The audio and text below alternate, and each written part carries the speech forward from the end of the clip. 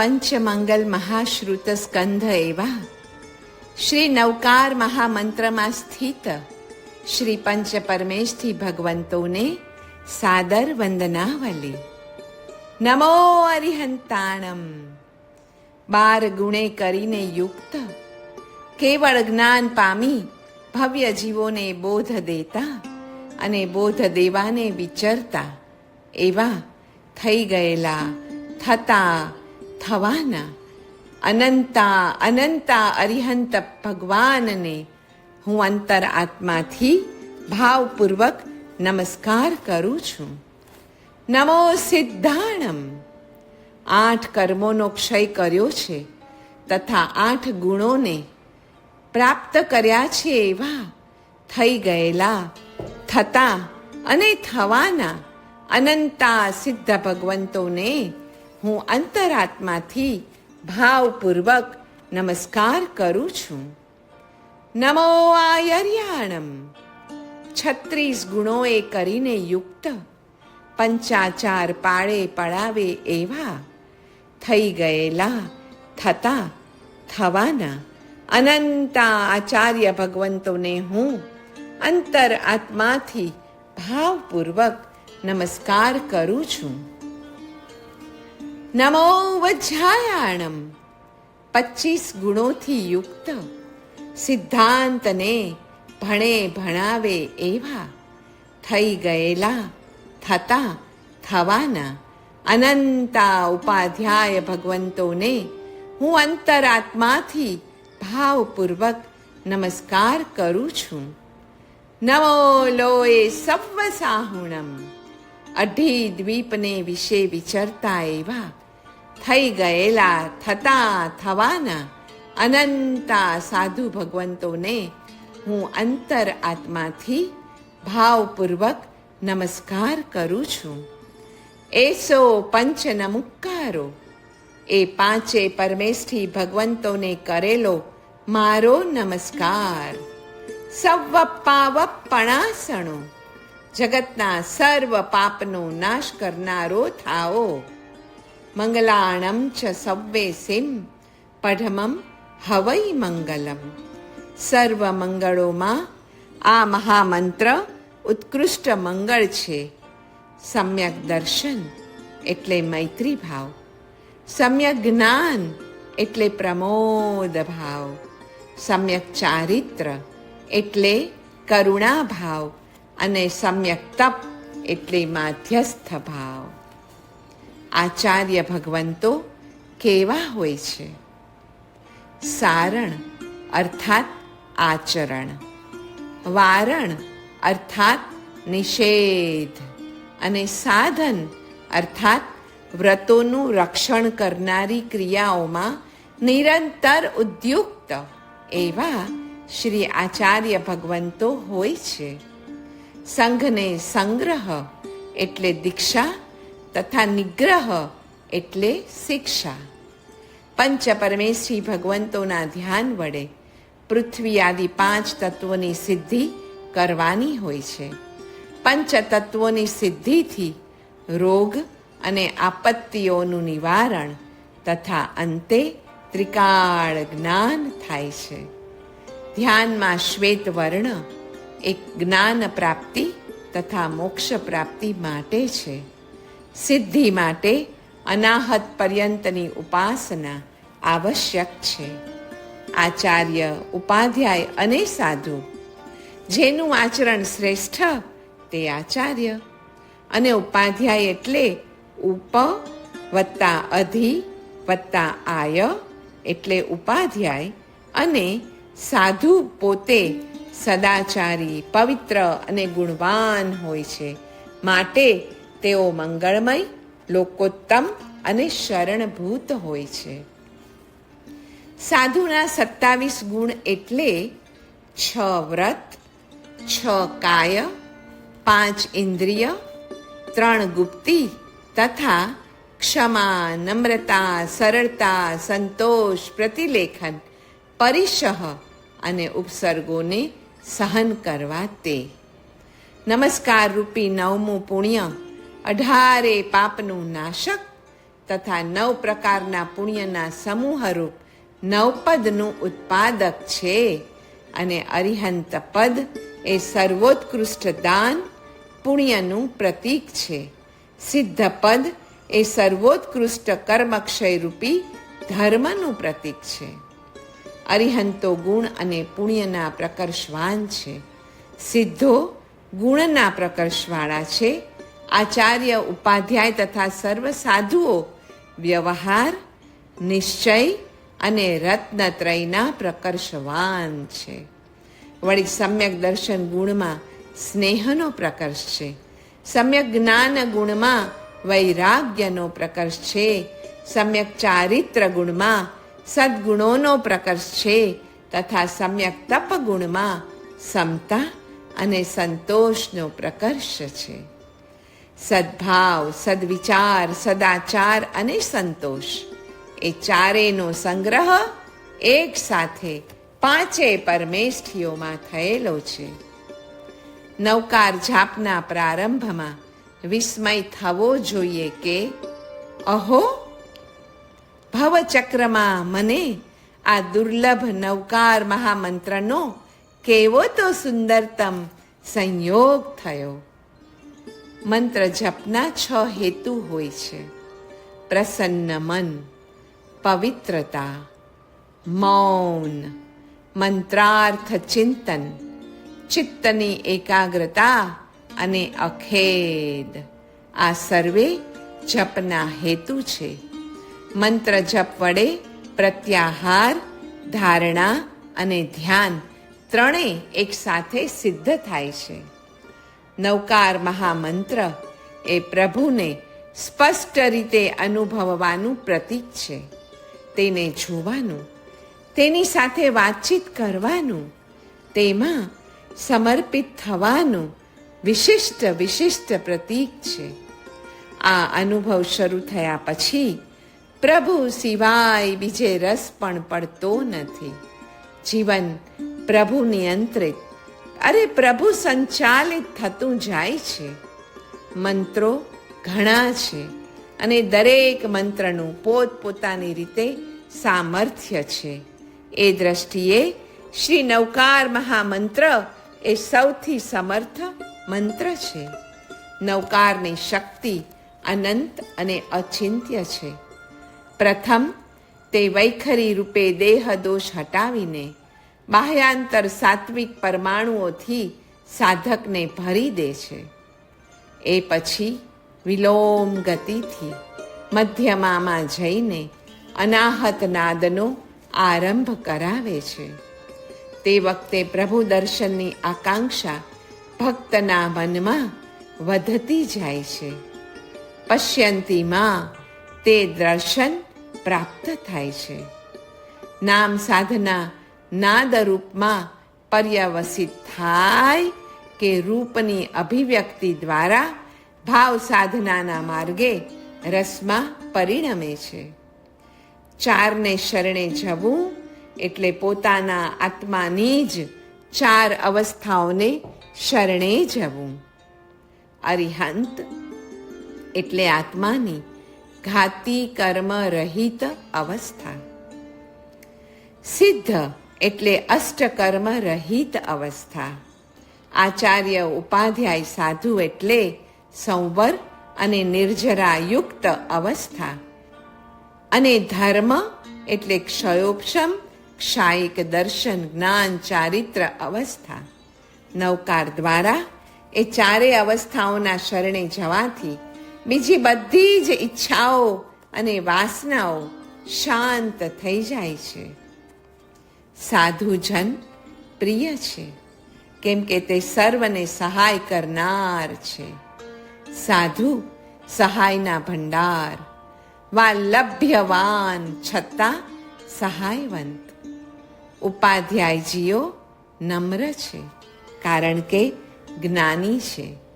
સાચું જ્ઞાન વિનયમાં, નમ્રતા ગુણમાં છુપાયેલું છે.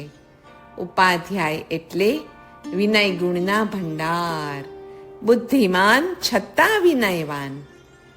આચાર્યો ઔદાર્યવાન છે, કેમ કે સંપત્તિમાન છે. સાચી સંપત્તિ ઔદાર્ય ગુણમાં રહેલી છે.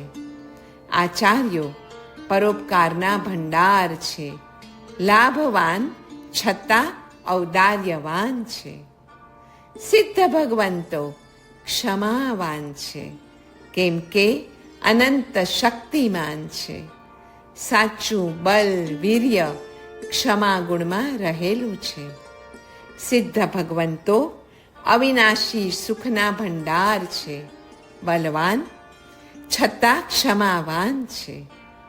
અરિહંત પરમાત્માઓ શીલવંત છે, કેમ કે અનંત રૂપ સંપન્ન છે. સાચું રૂપ તથા સૌંદર્ય શીલ ગુણમાં રહેલું છે. અરિહંતો પુણ્યના ભંડાર છે. રૂપવાન છતાં શીલવાન છે. પંચ પરમેષ્ઠી ભગવંતોમાં રૂપ, બલ, ગુણ, જ્ઞાન અને સેવા ઉત્કૃષ્ટ કોટીની છે. તેથી જ તેઓ સર્વે સેવનીય છે. નવકારના 9 પદોમાં અરિહંત પદ એટલે સમવસરણની ધર્મદેશના. સિદ્ધ પદ એટલે સિદ્ધશિલાનો એકાંત આનંદ. આચાર્ય પદ એટલે પંચાચારની સુવાસથી ભરેલું નંદનવન. ઉપાધ્યાય પદ એટલે બ્રહ્માંડના સૂક્ષ્મ વિજ્ઞાનની સિંધુ મસ્તી. અને સાધુ પદ એટલે પંચમહાવ્રતના આંતર સામર્થ્યનો મહામેરુ. ચુલિકાના પહેલા 2 પદ એટલે સર્વ પાપોનો એકાંતિક આત્યંતિક ક્ષય.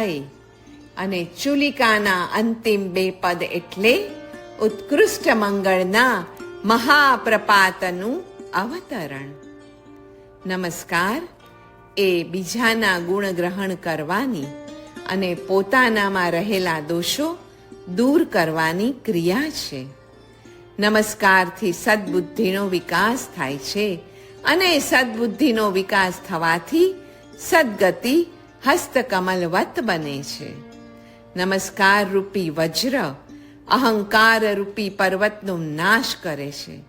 નમસ્કાર એ માનવના મનોમય કોષને શુદ્ધ કરે છે.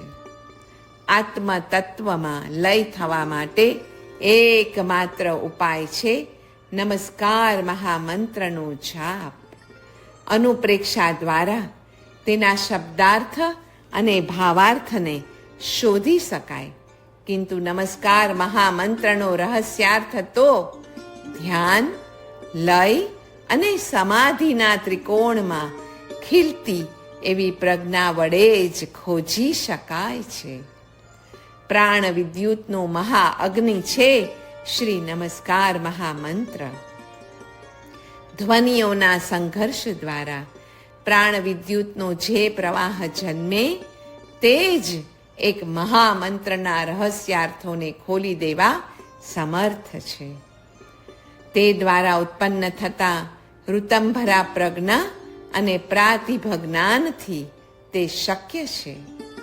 મંત્રના જાપ દ્વારા ધ્વનિઓનો દારૂણ સંઘર્ષ થાય છે અને તેમાંથી જ પ્રાણ વિદ્યુતનું રસઝરણું પ્રગટે છે. તે દ્વારા શાસ્ત્રોના ગહન રહસ્યો સ્વાનુભવની સપાટી ઉપર આપમેળે પ્રગટવા લાગે છે. ક્ષપક શ્રેણીમાં પ્રગટતી પ્રાણ વિદ્યુતની મહાઅગ્નિમાં સમગ્ર લોકના સર્વ જીવોના કાર્મિક અણુઓને ભસ્મીભૂત કરવાની તાકાત છે. તે કેવળ વિતંડાવાદથી ન જ સમજાય, તેના વિધિયુક્ત જાપ વડે જ ત્યાં સુધી પહોંચી શકાશે. શ્રી નમસ્કાર મહામંત્રની મહત્તા અદ્ભુત છે. ચિત્ત પ્રસન્નતા પેદા કરવાનું અમોઘ સાધન છે મહામંત્રાધિરાજનો જપ. ચિત્ત પ્રસન્નતા તે બાહ્ય સુખ નહીં, કિંતુ અંતરનો આનંદ છે, આત્મરમણતાની મસ્તી છે. નવકારમાં ધ્વન્યાત્મક પ્રાણ શુદ્ધિ છે. યાને સાઉન્ડ વાઇબ્રેશન છે, અને મેન્ટલ પ્યોરિફિકેશન અર્થાત ચિત્ત શુદ્ધિ છે. અરિહંત સિદ્ધ દેવ છે. આચાર્ય ઉપાધ્યાય સાધુ એ ગુરુ છે. તેમાં વળી પરમ દેવ છે સિદ્ધ પરમાત્મા, અને પરમ ગુરુ છે અરિહંત પરમાત્મા. પંચમંગલ રૂપ નમસ્કાર મહામંત્ર એ મહાક્રિયા યોગ છે, કેમ કે તેમાં બંને પ્રકારનો અર્થાત બાહ્ય અને આભ્યંતર તપ સમાવિષ્ટ છે. અરે પાંચે પ્રકારનો સ્વાધ્યાય પણ તેમાં છે, અને સર્વોત્કૃષ્ટ તત્વોનું પ્રણિધાન પણ તેમાં રહેલું છે. તપ એ કર્મ રોગની ચિકિત્સા રૂપ છે. સ્વાધ્યાય એ મહામોહનું વિષ ઉતારવા માટે મંત્રરૂપ છે, અને પ્રણિધાન એ ભવભયના નિવારણાર્થે શરણરૂપ બને છે. ગંભીર રહસ્યમય છે આ નમો પદ. નમસ્કાર મંત્રના નમોના મર્મમાં ઉપગ્રહનું તત્વ છે. નમો એ અનુગ્રહ સૂચક પદ છે. નમો એ વિનયનું મૂળ તથા સમતા, સરળતા અને સમન્વયનું અપૂર્વ સાધન છે, અને પ્રેમ અને સ્નેહનું કેન્દ્ર છે. તે ક્રોધ માન નાશક અને માયા લોભને દૂર કરનાર છે. નમો એ સહકારનું અમૃત અને અનુગ્રહનો ભંડાર છે. અનુગ્રહનો પ્રારંભ જ નમ્રતાના ભાવથી થાય છે. નમો ભાવમાંથી સમતાનો સાગર અને સ્નેહનું ઝરણું પ્રગટે છે. તેથી નમસ્કાર મંત્રનું મંગળકારીપણું પામીને જીવ સર્વ કર્મનો ક્ષય કરનાર થાય છે. સર્વ જીવને સર્વકાળે સર્વ રીતે નમો પદ અને તેમાં રહેલ નમ્રતા, વિનય, ભક્તિ, બહુમાન, સમર્પણ જેવા ઉમદા ભાવો પરમ કલ્યાણ મંગળ કરનારા છે. નમો પદમાં જીવનો પૂર્ણ વિકાસ સંગ્રહાયેલો છે. તે ધર્મ, અર્થ, કામ, મોક્ષનું મૂળ અને જીન શાસનનો સાર છે. ઋણ મુક્તિનું મુખ્ય સાધન જ નમસ્કાર છે.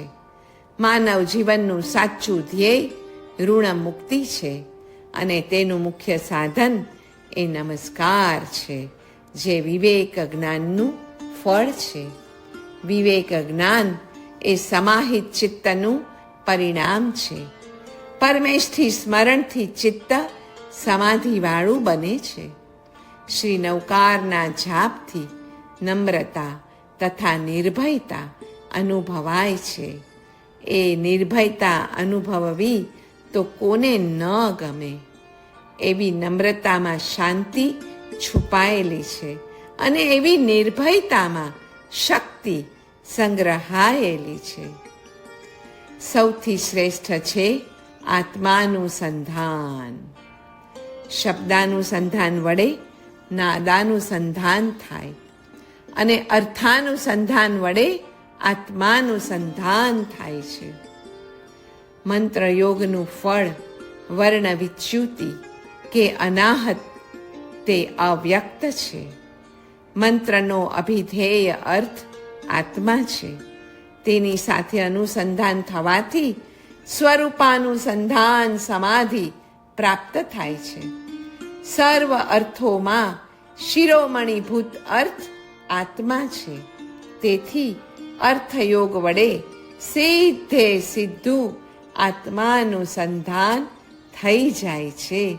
તે અપ્રતિમ એનું ફળ છે.